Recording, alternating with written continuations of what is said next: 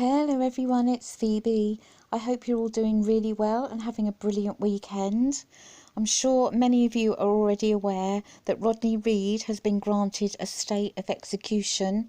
He was due to die by lethal injection on Wednesday the 20th of November, this coming Wednesday, just 4 days' time, for the murder of Stacy Stites. Stacey was murdered back in 1996 and Rodney Reed was convicted in 1998 and sentenced to death. He has spent the last 21 years on death row, but Rodney has always maintained his innocence. It's a very, very complex case and quite controversial. It has quite a making a murderer feel about it to me, this case. It really does. So I am going to do a longer video because it's very, very interesting. There's been huge public outcry and Rodney has had a lot of support from Dr. Phil, Kim Kardashian and Rihanna, to name just a few. It's not the first time Rodney has been granted a stay of execution.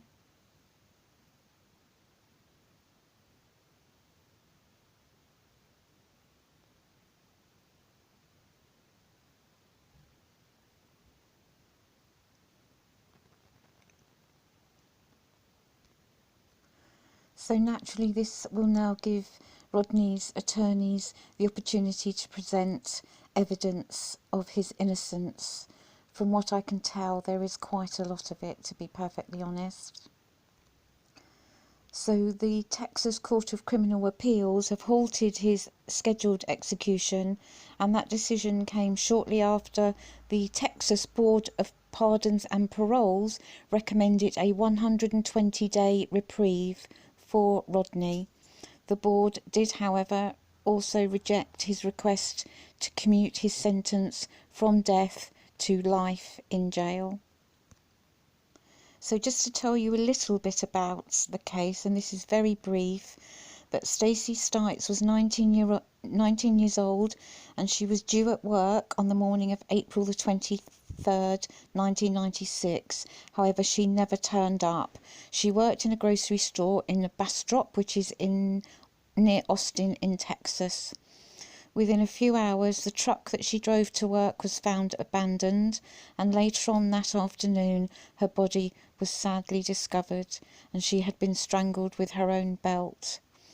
Now, investigators found 3 sperm cells inside her, and the DNA came back to a young man of colour called Rodney Reed.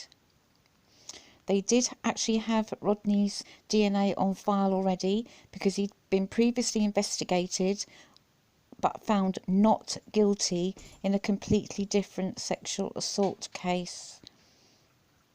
Just again to reiterate that he was found not guilty in that sexual assault.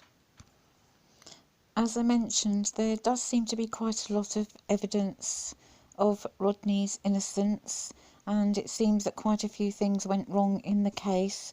For example, the murder weapon was never tested for DNA. That would be Stacey's belt. None of Rodney's fingerprints were found on Stacey's truck. Other fingerprints were, though, so some people have said, well, he wiped his fingerprints off, but it's pretty impossible to wipe your own fingerprints off of an area, isn't it, but leave other people's fingerprints behind.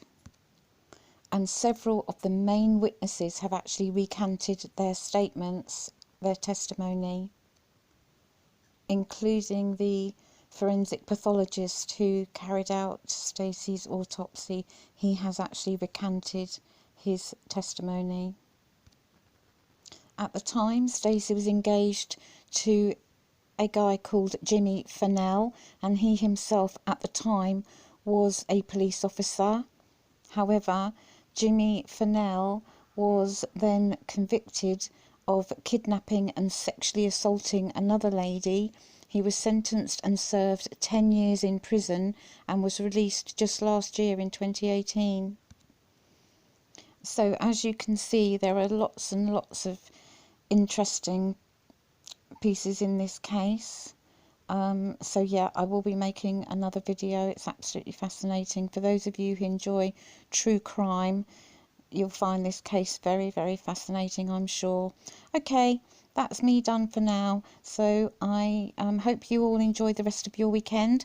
Thank you, as always, for spending a little bit of time with me. I so appreciate it. Take good care of yourselves, and I shall speak to you again very soon. Bye bye.